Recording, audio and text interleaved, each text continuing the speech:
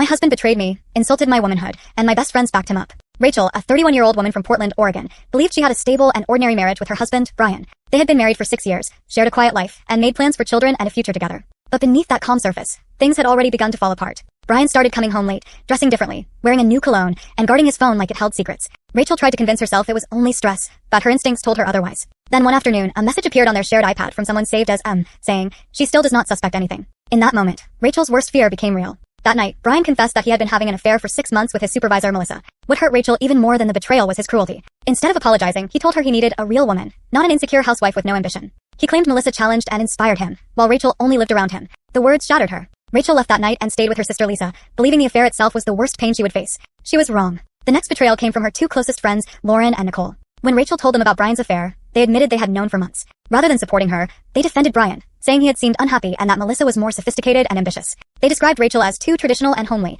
as if her loyalty and quiet life made her less deserving of respect. Heartbroken and disgusted, Rachel cut them out of her life. Soon after, she discovered Brian had also posted online, painting her as controlling, emotionally unstable, and responsible for the collapse of their marriage. He was not only betraying her privately, but publicly rewriting her as the villain. Then Lisa uncovered something deeper. A woman named Amanda, who worked with Brian and Melissa, revealed that Melissa had a pattern of targeting married men at the company, using affairs, secrets, and manipulation to gain power. Brian was not simply a weak man who got involved. He had actively helped Melissa by gathering information about wives and helping build false stories against them. Rachel learned that she was not an isolated victim, but part of a larger scheme involving blackmail, promotions, and abuse of power. Another woman, Patricia, the company director's wife, stepped in with even more evidence and invited Rachel to attend the company's annual party as her guest. At the party, the truth exploded in public.